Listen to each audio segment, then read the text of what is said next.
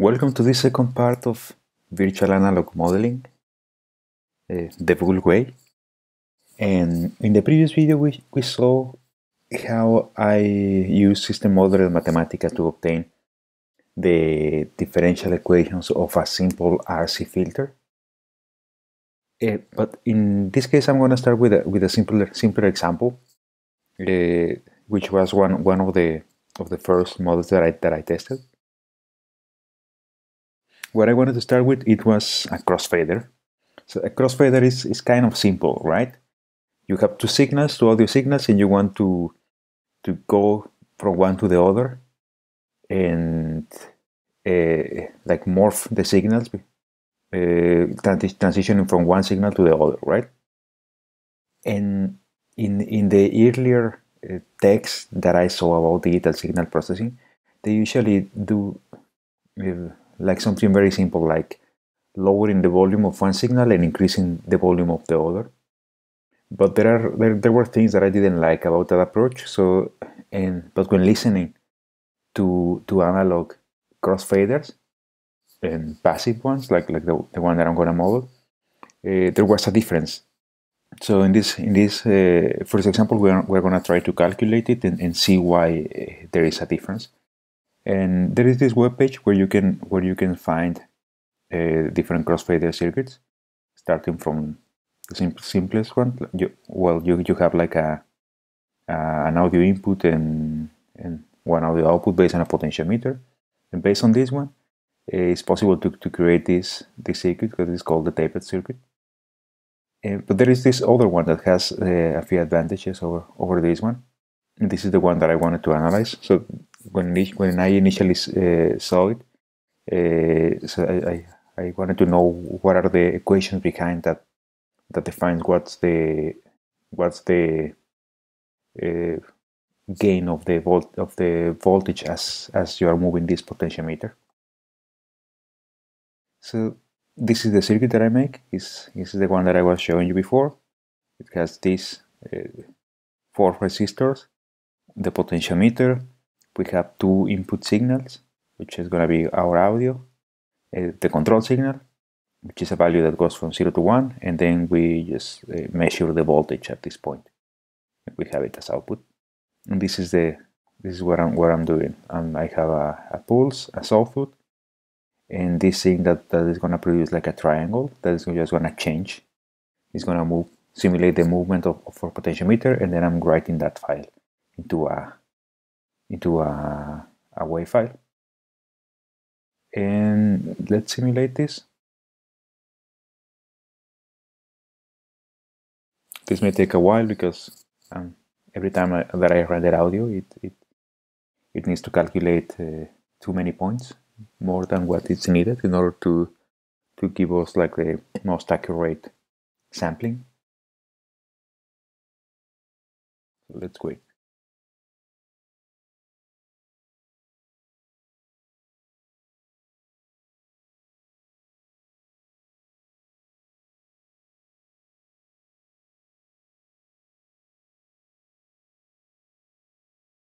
Okay, finally, so let's listen to the file. This one.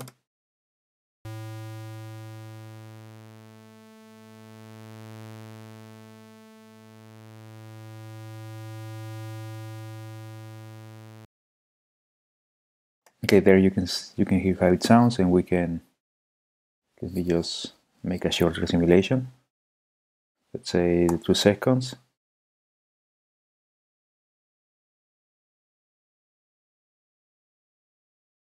And then let's see the pulse input, which is this one, and the saw. And in the bottom, let's see the output, the mixed signal. Okay, so let's start extracting the equations of this circuit called crossfade. I'm gonna copy the model. I'm gonna do the same process that I did before. I'm gonna assign it to a variable.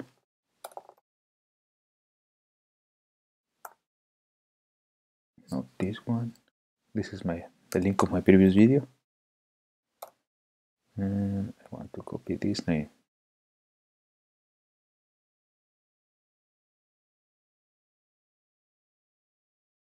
Okay, I have the model, and then I'm gonna extract the equations.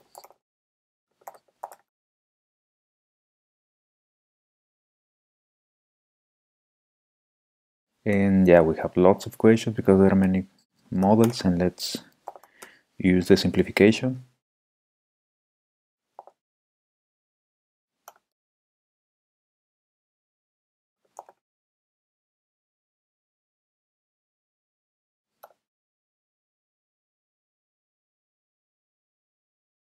Okay, see, okay, we have the reduced set of equations. I'm gonna assign it. Then I want to do the same process as before. I'm gonna eliminate stuff that I don't want, and just keeping the variables that I'm interested. For example, O, V1, V2, and U. So one interesting difference from the RC is that this one is a static model. It doesn't have any state, so we don't have any derivative. To eliminate from my equations. This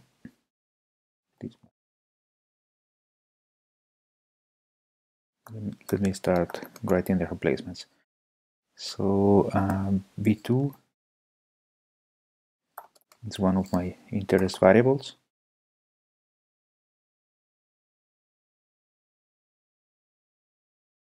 Oh, yeah,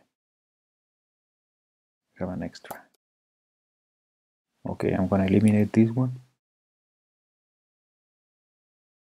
So basically, usually you need to eliminate all the currents. Most of the times, the currents are not necessary.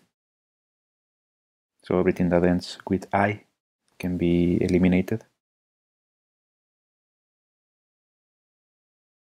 Let me eliminate voltages, intermediate voltages.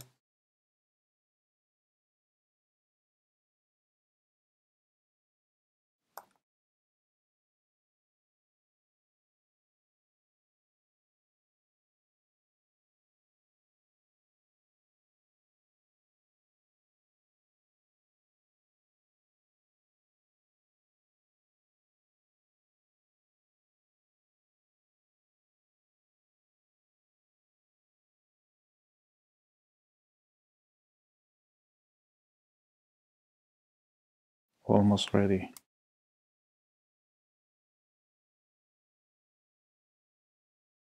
Okay, now just let me make variable name replacements. It's gonna be my output. U is gonna be my control signal.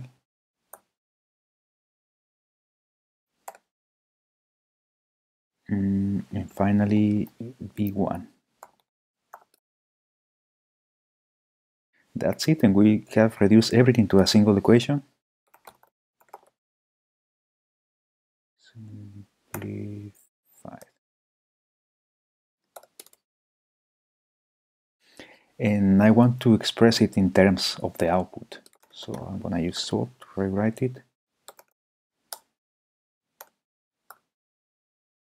Like this. And let's try to simplify even further. This, and now that I'm gonna do, okay, I'm gonna take the first, okay, one more, let me take it out. I have the equation. And so one thing that we can see, let me do expand. And what expand gonna do is gonna rewrite the terms. Okay, no, expand was not a good idea.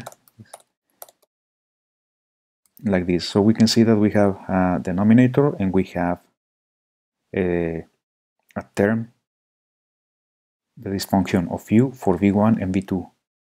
So we can say that the gain for the voltage one is going to be equal to this value divided by this value, by all this. Let's see if it's possible to simplify even more. I don't think so. No, that's it. And our gain value 2 is going to be this divided over this. That's it, and let's see how it looks.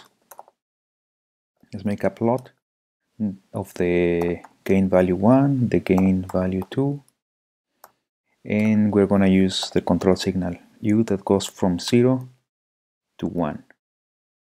And this is our crossfade.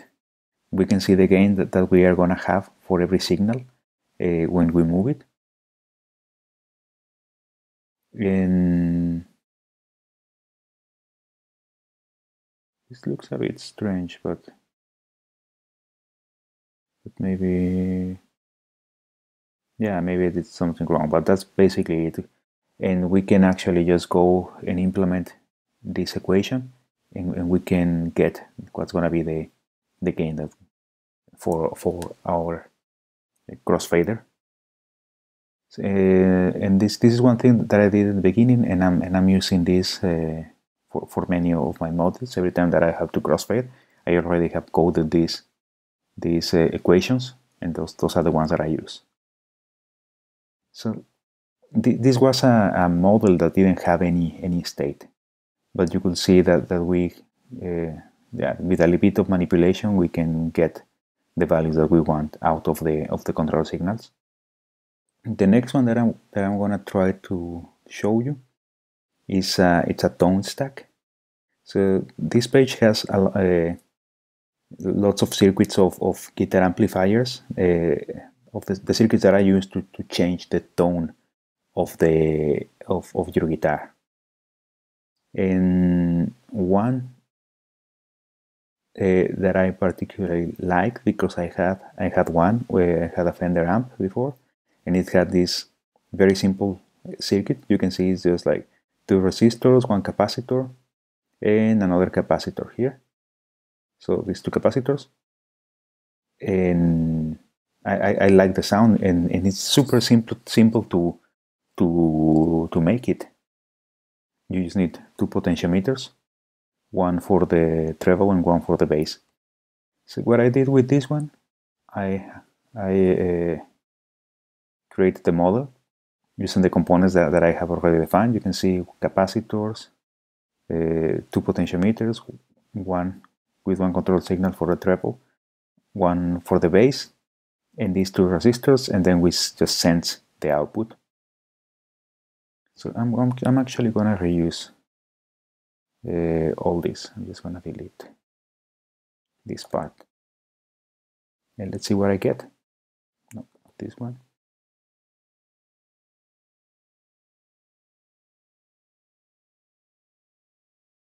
And these are the equations. I mean, they look. It doesn't look like a big model. And let's see what we get. I actually haven't tried this model before. Let's use the same process. Let's eliminate things like variables that we don't want to calculate. So we're basically solving the circuit at this stage.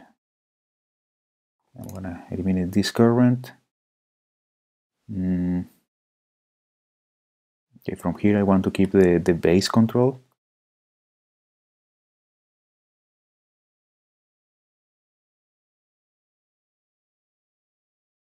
Let me eliminate this variable. This is a voltage of a capacitor, so I want to keep it, and I want, because that is one of my states, so it's going to be CV1 or VC1 better.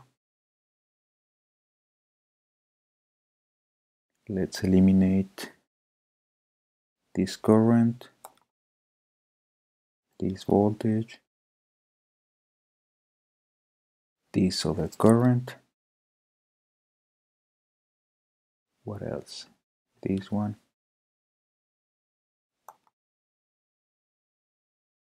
Okay, this is, let me eliminate this.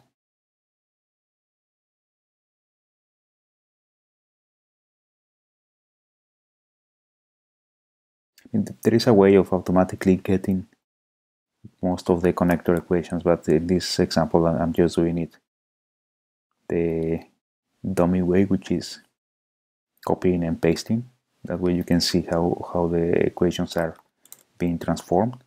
So one thing that you can see is as I'm eliminating equations, the expressions start growing and growing.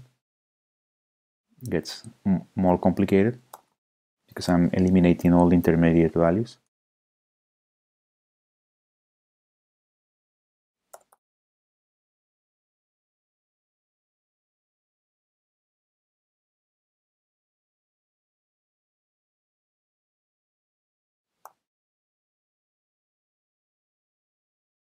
Hopefully this is going to end and I'm going to get expression that I can easily transform or replace.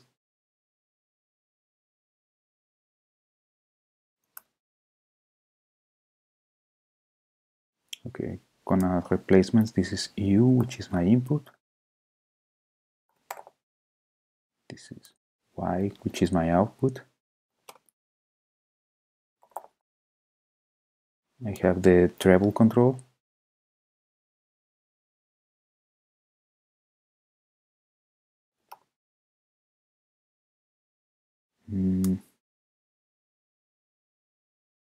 This one is the derivative of the voltage of the first capacitor, and I call it D of VC1.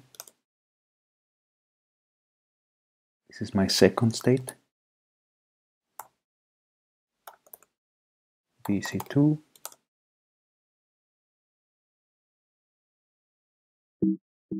No, let me do that again.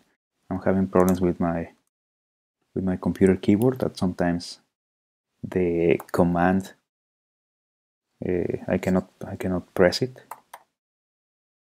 I have one of these Apple butterfly keyboards which are failing, so at some point I will have to send it for repair. What happened here?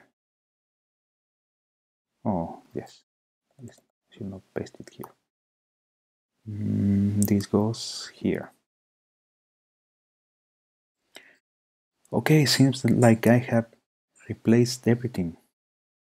I have eliminated everything is in terms of the input, the states, and the control signals. Let me make out of this a list. And this is my simplified system of equations. It doesn't look very simple, but let's see what I get.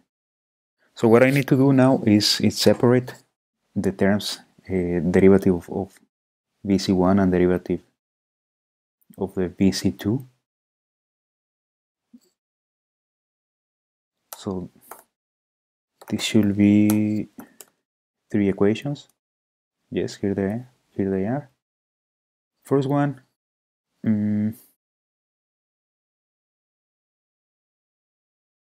so I'm trying to see if there are any obvious way of calculating the values, but maybe there aren't. So I have to do like some symbolic transformations. But one nice thing about this is that all these equations seem to be linear. So linear in terms of the input and the states. The non-linear parts are the control parameters. So if I'm lucky, I should be able of doing this.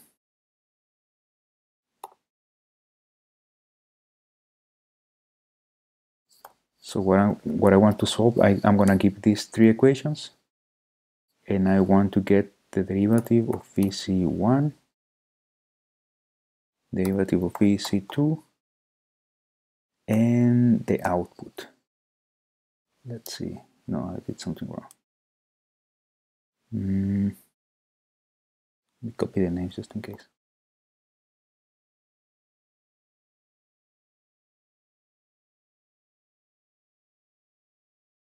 Oh, it's not Y, it's output. That's the problem. Okay, so this is solved. It was an easy circuit, but the terms are really huge. So to calculate the derivative, I need to calculate all these parts.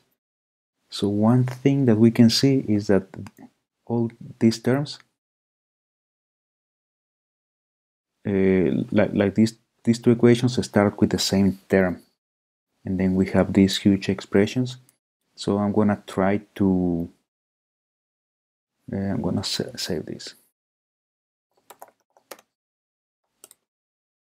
So maybe I pick a model that was too large.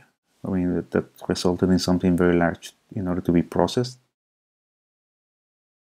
But you know, to make this easier for now, I'm gonna cheat a bit. So this potentiometer that controls the treble, I'm gonna make it fixed as if it was in the middle. So I'm gonna replace that value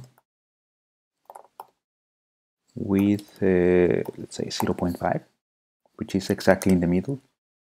And now all the equations are in terms of the base. Actually, let me try the opposite. I'm gonna replace the base 0.5. Okay, much better, much better. So yeah, I'm limiting this circuit. We are not gonna be able of shaping the bass, but we're gonna be able of shaping the treble, and it's gonna be simpler for this. Otherwise, I will have to do more manipulation in order to extract all the coefficients and try to like get as a much simpler representation of the equations. Let's see if it's possible to simplify even further this. Yes, it is. So yeah, we have some very nice equations. We have a first derivative, this one, second derivative. Let me put it in matrix form so it's easy to see.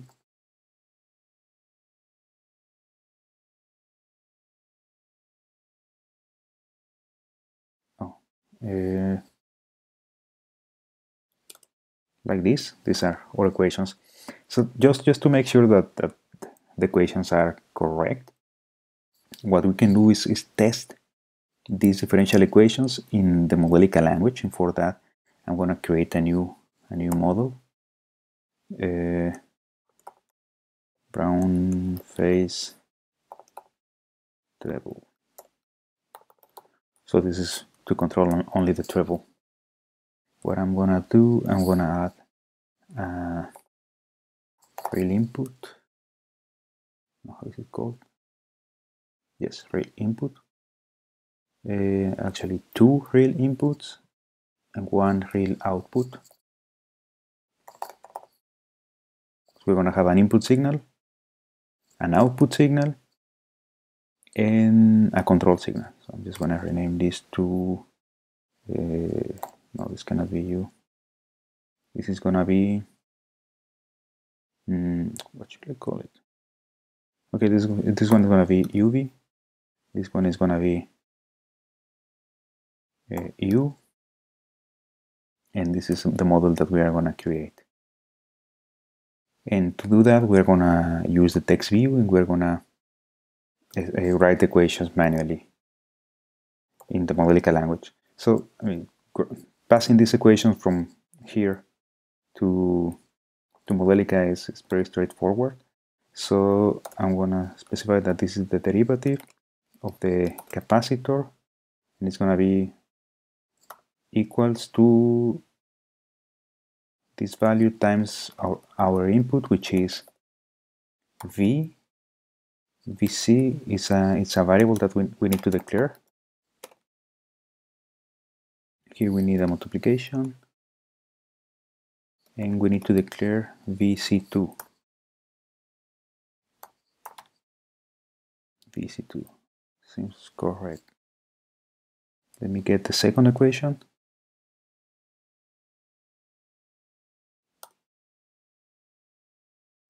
Derivative of VC2 is equal this value times our input times, seems like it's correct, and then the last equation.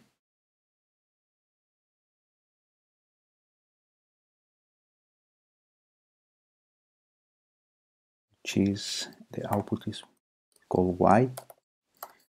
This is V times all this.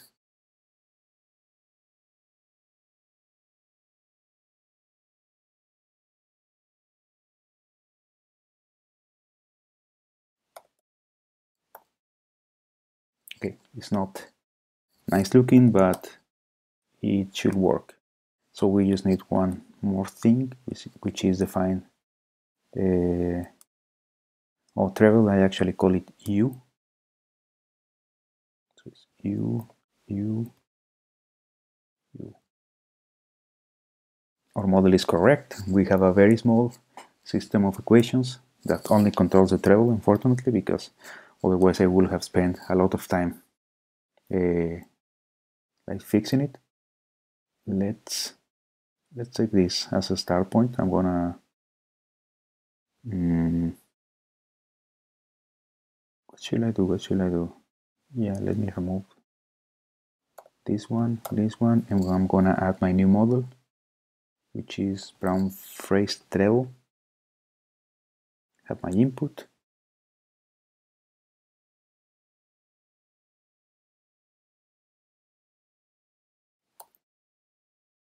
Let's okay, so this one is just a sine wave that is gonna be moving the value. Hopefully everything is gonna work. You just change the name here, the file where I'm gonna write face like this. Let's see if it works.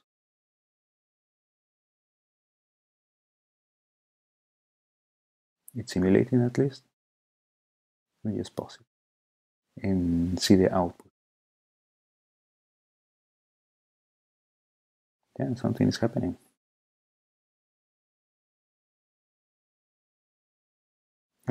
Let's just run the simulation, and when it finishes, we are gonna check the output result.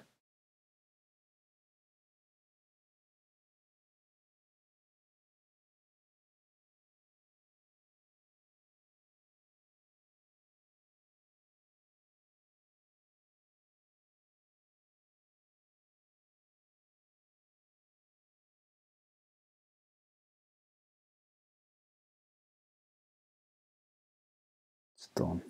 Let's listen to. Oh, maybe it didn't. I have to simulate it again. My folder is called sounds.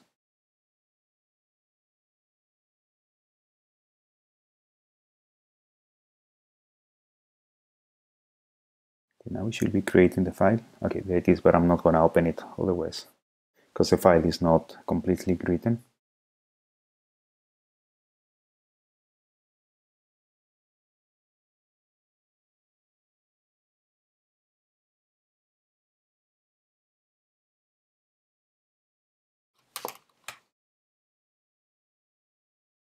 Okay, should be done. Let's listen to it.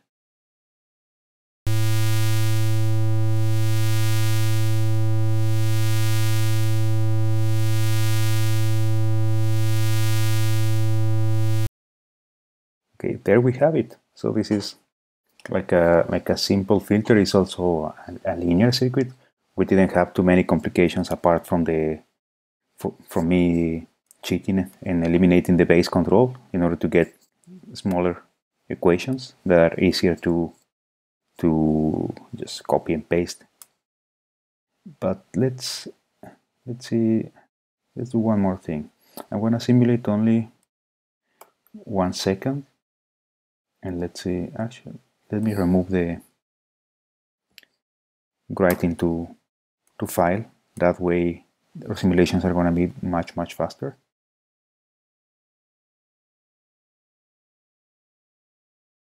So what I wanted to show you at this part, it was, let's see, this output. So we can see here that we have like very sharp transitions, and this, the behavior of this is a simple electrical circuit, but we're using like a complicated simulation solver. So these solvers, the one called Dazzle and CVODs, are quite good. They always get it right, and the simulation is quite fast because the solver is not taking too much time, and we can even see the points that it calculates. One interesting thing here is that while the simulation is at this point, it automatically detects that it doesn't need to calculate anything here. So it can just go here and calculate a point because there is not much movement, and then calculates one point here. But when it reaches this part, it automatically detects that there were some fast changes, and that it needs to calculate a lot of points in order to provide an accurate simulation. And those are the points that we see here. So there are a lot of points here. Then it starts relaxing a bit, and then when there is change, there are many more points. And let me just take another part. Yes, and when it starts getting when it gets more stable, it calculates only these points. So the simulation is quite fast because of the solver. The solver performs like a more complex analysis in order to not produce many calculations. But there is a problem. Once we want to implement these circuits into let's say into a DSP algorithm, we start having problems because for example, if you have a sampling rate of 4,000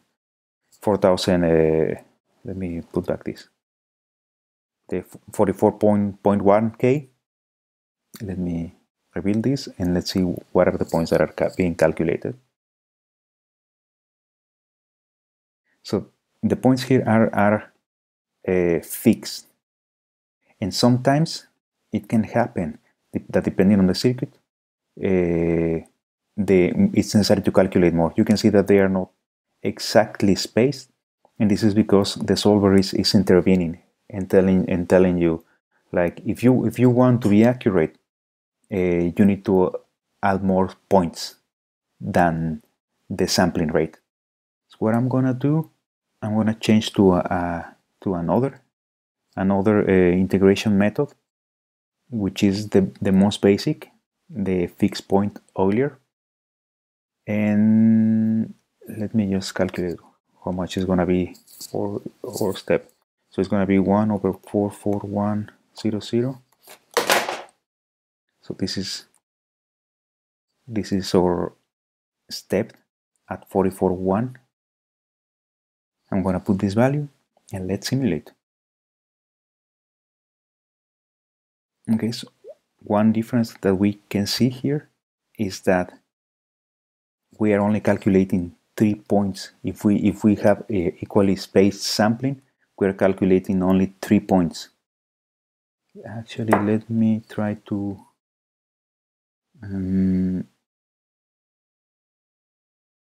duplicate it and use the more advanced method.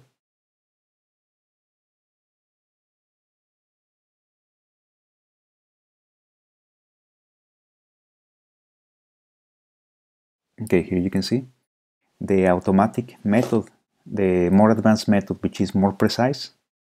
It's different. The two outputs are different. So which one is which? But that one is a fixed step. This one is automatic step. And the values are different. So here the good integration method is giving us a more accurate result.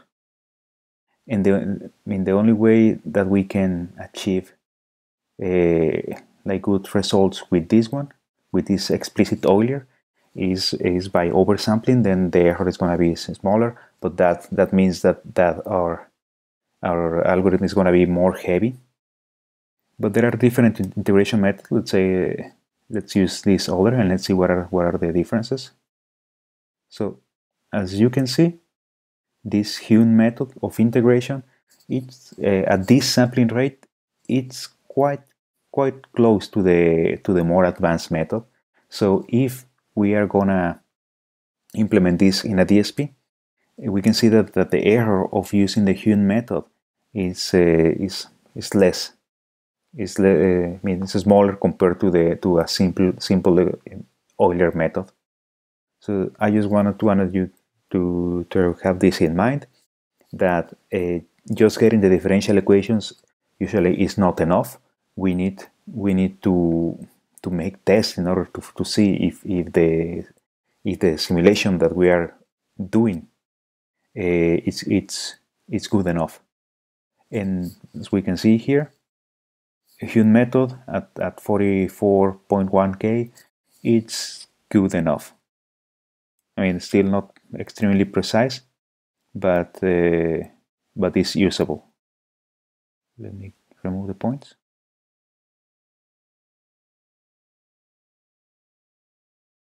And yeah, you can also see that the transitions are not exactly at the same point. Why? Because the complex solver have very precise timing.